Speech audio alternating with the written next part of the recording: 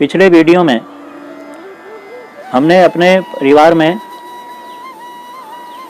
देवताओं की उपासना और उनकी स्थापना के संबंध में विचार किया था।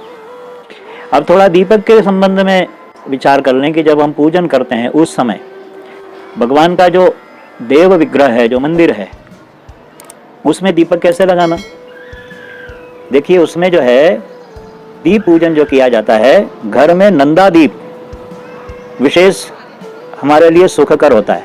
नंदा दीप का तात्पर्य यह है कि देवता के दाहिनी तरफ, जैसे यहाँ पर देवता सामने बैठे हुए हैं, तो देवता का दाहिनी तरफ अर्थात इस भाग में घी का दीपक और देवता के बाएं हाथ की तरफ तेल का दीपक, ये दोनों दीपक मिला करके नंदा दीप कहलाता है।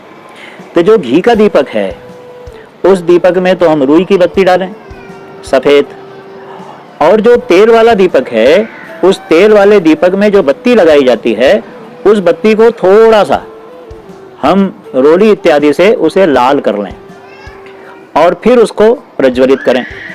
तो एक तरफ हो गया घृत दीप और दूसरी तरफ हो गया तेल का दीप। अब इसमें तेल कौन सा वापरना चाहिए?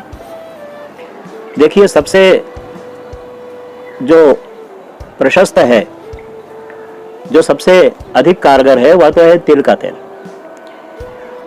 इसके पश्चात है सरसों का तेल, और ये दोनों ना उपलब्ध हो तो फिर है मूंगफली का तेल, और विशेष परिस्थिति में नारियल का तेल भी पूजन में दीप जलाने के लिए उपयोग में लिया जाता है। इनके अलग अलग प्रयोजन है। प्रश्न ये आया था कि किस कार्य के लिए कौन सा तेल दीप जलाया जाए। देखिए, यदि किसी भी ग्रह की, विशेष करके शनि इत्यादि की पीड़ा है, साढ़े साती है, महादशा है, अंतरदशा है, प्रत्यंतर दशा है, अथवा प्रत्येक कार्य में विघ्न उपस्थित हो रहे हैं, तो पूजन में तिल का तेल उपयोग में लें, ये कष्ट आपके दूर होंगे।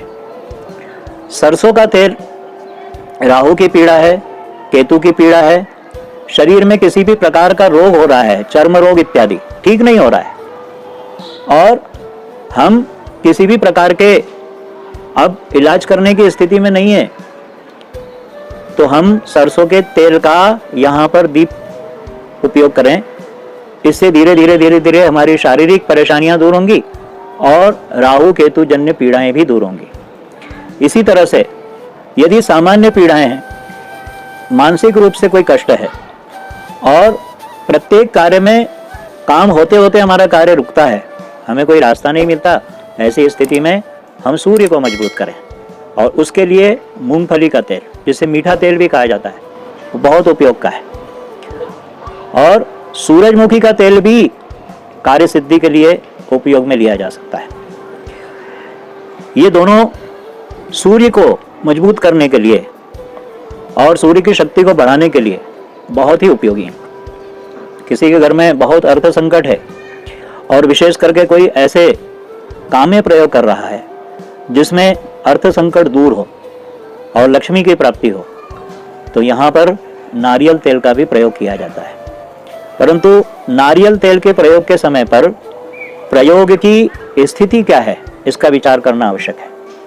तो ये तो कुछ हुई हमारे नित्य दीप इत्यादि में तेल के प्रयोग की बातें। अब इस विषय पर भी विचार करना है कि अखंड दीप का क्या है, अखंड दीप क्यों जलाना चाहिए, क्या आवश्यक है, और यदि अखंड दीप जलाया जाए तो उसमें सावधानियां क्या रखी जाएं। देखिए, अखंड दीप जो है उसके साथ में अनेक प्रकार की विशिष्ट क्रियाएं जुड़ी हुई हैं। जैसे किसी देव स्थान पर अखंड दीप जलाया जाता है।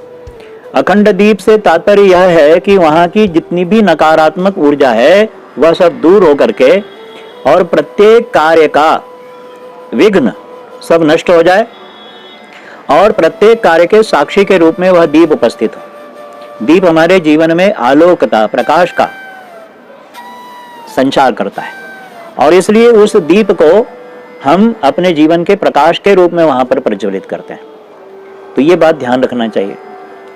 और अखंड दीप विशेष करके देव स्थानों में प्रज्वलित किया जाना चाहिए।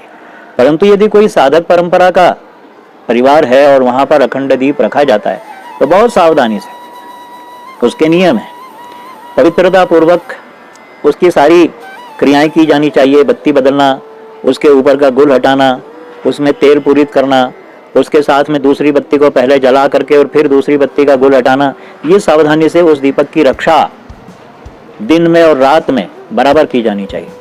फिर जब वह हमारे कर्म का प्रतीक बन जाता है, साक्षी बन जाता है, तो वो सभी प्रकार के विघ्नों को दूर करता है, कष्टों को दूर करता है, बशर्ते वह दीपक प्रज्वलित रहे, उसमें व्यवधान उपस्थित न हो। तो ये भी माना गया है कि सामान्यतः किसी गृहस्थ में ऐसे कठोर नियम का पालन नहीं किया जाना चाहिए। छोटे छोटे सत्र गृहस्थ में होना चाहिए। एक संत ने यह बात बताई कि जो गृहस्थ है उस गृहस्थ को लंबे दिनों के व्रत पालन नहीं करना चाहिए। 3 दिन का व्रत पालन करे, 5 दिन का पालन करे, नवरात्रि जैसे 9 दिन का पालन कर ले। ऐसे छोटे छोटे सत्रों के अंदर अपने अनुष्ठान करना चाहिए। तो अखंड दीप भी जलाना, 3 दिन का कोई अनुष्ठान किया, अखंड दीप जला लीजिए, 5 दिन का कर लीजिए, 9 दिन का कर लीजिए।